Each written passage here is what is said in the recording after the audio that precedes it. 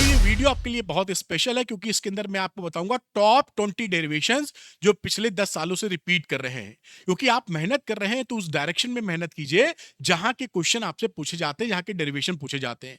और interesting fact मैं आपको बता दूं कि आजकल डेरिवेशन डायरेक्ट कम पूछे जाते हैं, लेकिन इनडायरेक्ट उनका इन्वॉल्वमेंट डिफरेंट न्यूमेरिकल्स में काफी होता है। तो इस वजह से ये डेरिवेशन जानने आपको जरूरी है। तो वेलकम टू अरविंद एकेडमी। मैं हूं अरविंद सर, मुझे 25 साल से ज्यादा का टीचिंग एक्सपीरियंस है। इजी फिजिक्स के लिए आप अरविंद एकेडमी चैनल को सब्सक्राइब कर सकते हैं। आइए बात को आगे लेके जाते हैं। 20 तारीख को आपका पेपर है जिसमें न्यूमेरिकल डेरिवेशन और भी काफी चीजें आएंगी। अब क्या होता है कि आप मेहनत करते हैं बेटा, आपका सिलेबस कवर करते हैं, अपना जोर लगाते हैं, आपके इंटेलिजेंस में कोई कमी नहीं है।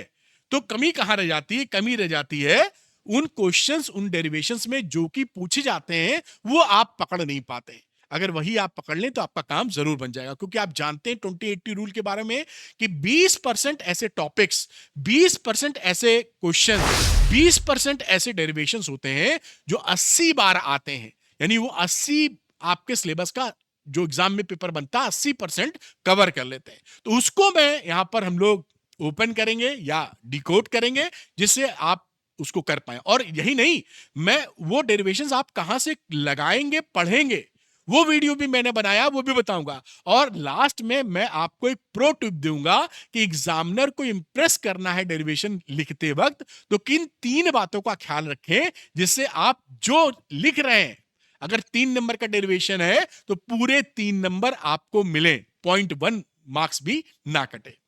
तो सबसे बड़ा क्वेश्चन जो मिस्टेक आप करते हैं कि टॉपिक्स कवर कर लेते हैं, डेरिवेशन पढ़ लेते हैं, लेकिन डेरिवेशन लिख के प्रैक्टिस नहीं करते, या टॉपिक्स पढ़ा और उस पर आपने क्वेश्चन नहीं लगाए। तो ध्यान रखिएगा, टॉपिक्स के बाद क्वेश्चन लगाना बहुत जरूरी है, वरना ये गैप बन जाता है और एग्जामिनेशन में करना थोड़ा मुश्किल हो जाता है। तो अभी बात हम लोग करेंगे टॉप डेरिवेशंस की, 20 की। तो अभी 20 से 17 बात पकड़ते हैं। 20वें से यानी कम से हम लोग असेंडिंग ऑर्डर में चल रहे हैं। तो 20वां डेरिवेशन जो 10 सालों से रिपीट हो रहा है, कह लीजिए, वो electric field due to uniformly charge plate है। गॉस लॉ का एप्लीकेशन है। गॉस लॉ का एप्लीकेशन आएगा ही आएगा, ये बिल्कुल पकड़ के चलिएगा। चैप्टर 1 का है। प्लेट का जो चार्ज प्लेट होती है, यूनिफॉर्मली चार्ज प्लेट, उससे इलेक्ट्रिक फील्ड कितना बनेगा। Capacitance of partially field dielectric in parallel plate capacitor, ये जो पार्शियली फिल्ड डाइलेक्ट्रिक होता है डाइलेक्ट्रिक के साथ, इसका कितना आता है capacitance, that is also important. Chapter number 2 का सवाल है पोटेंशियल कैपेसिटेंस का। Torque and dipole in electric field, इसको भी तैयार कीजिए, इलेक्ट्रिक चार्जेस एंड फील्ड्स का है। और 17वें पायदान पे dipole energy in uniform electric field, chapter 2 का है कि डायपोल की एनर्जी यूनिफॉर्म इलेक्ट्रिक फील्ड में कितनी पाई जाएगी। और ये अपने 4 डेरिवेशंस हो गए। आगे बढ़ते हैं, अगला 16 से 13 तक। Force on current carrying parallel wire, that is very important. जरा एक सवाल का जवाब दीजिएगा। अगर 2 पैरेलल वायर्स हैं, इसमें करंट I1 है, इसमें I2 है, तो इसके अंदर अट्रैक्शन होगा या रिपल्शन होगा? जरा बताइए तो, क्योंकि ये पूछा बहुत जाता है। तो ये सेम डायरेक्शन में पैरेलल इनफाइनाइटली लॉन्ग वायर्स में करंट जारी है, अट्रैक्शन रिपल्शन क्या होगा बताइएगा। चैप्टर 4 का है मूविंग चार्जर एंड मैग्नेटिज्म का। फिर mutual inductance of solenoids, solenoid का म्यूचुअल इंडक्टेंस एल की बात करी जा रही है, वो निकालना। इलेक्ट्रोमैग्नेटिक इंडक्शन का है, चैप्टर 6 का। फिर magnetic field at the centre of the current calling coil, एक कॉइल है, उसके सेंटर पर कितना मैग्नेटिक फील्ड होगा, ये आप निकालते हैं। इसमें एम्पियर्स लॉ का भी इस्तेमाल कर लेते हैं। तो मूविंग चार्जेस एंड मैग्नेटिज्म का हो जाता है। 13वें पे refraction at spherical surface, that is the very important, इसके बिना लेंस मेकर्स फार्मूला भी नहीं लग पाता है। तो चैप्टर 9 का है रे ऑप्टिक्स का। जो स्फेरिकल सरफेसेस होती हैं उस पे, चाहे ऐसी सरफेस हो, कॉन्वेक्स या कॉनकेव, जैसी भी हो, तो उसके लिए आप तैयारी करके रखेंगे।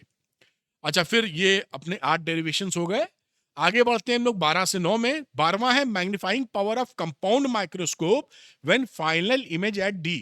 जो कंपाउंड माइक्रोस्कोप होता है उसमें जो फाइनल इमेज बनती है एलडीडीवी पे, least distance of distinct vision 25 centimetre पे, उसका फॉर्मूला निकालना, एम निकालना। ये जो ऑब्स्टिकल इंस्ट्रूमेंट हैं, इनका डायग्राम भी याद कर लीजिएगा, कोई ना कोई डायग्राम एग्जाम में आएगा जरूर। कंपाउंड माइक्रोस्कोप, या एस्ट्रोनॉमिकल टेलीस्कोप। डेरिवेशन भी आता है और डायग्राम भी आपको पता होना चाहिए। मैग्नीफाइंग पावर ऑफ टेलीस्कोप, ये देखिए यहाँ पे माइक्रोस्कोप था, ये टेलीस्कोप है। When final image at infinity, जिसे आप रिलैक्स्ड आई भी बोलते हैं, नॉर्मल आई भी बोलते हैं। उसके बाद nuclear density is independent size and mass number A, बहुत ज्यादा इंपॉर्टेंट कि ये जो न्यूक्लियर डेंसिटी होती है जिसे आप रो न्यू से बताते हैं, एनयू, ये न्यूक्लियर डेंसिटी मास नंबर बढ़ाने पर या साइज बढ़ने पर भी नहीं बढ़ती, सभी मटेरियल्स की मोरलेस सेम होती है। फिर नवे पे relation between current and drift velocity, ये आप जानते हैं ना, NEA-VD फॉर्मूला, इसका डेरिवेशन आपसे बहुत पूछा जाता है। नवे पायदान पे है, करंट इलेक्ट्रिसिटी का बनता है, और ये अपने 12 डेरिवेशन यहां पर हो गए। और ये देखिए, इसका लिंक मैं नीचे दे दूंगा। डेरिवेशन मैराथन मैंने आपके लिए बनाई, करीबन कितने घंटे का, 4 घंटे के आसपास का वीडियो है। इसमें जो भी डेरिवेशन मैं यहां बता रहा हूं, ये सारे आपको कवर्ड मिलेंगे।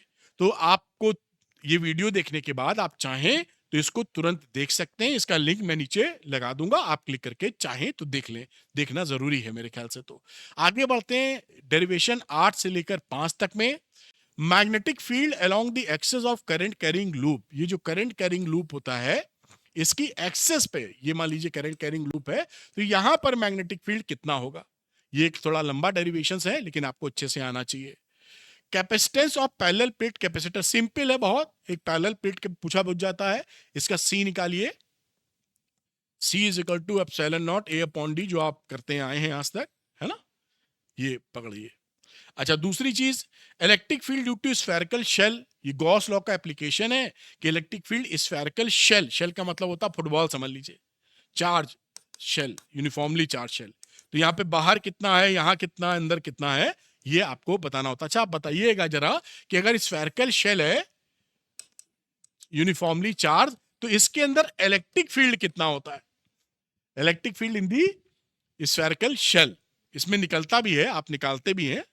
फिर equivalent EMF cells joint in parallel combination, ये पैरेलल कॉम्बिनेशन में जब आप सेल को जोड़ते हैं रेजिस्टेंस के साथ, इंटरनल रेजिस्टेंस के साथ, तो ये दो का इसलिए बता रहा हूं कि अक्सर दो का ही पूछा जाता है।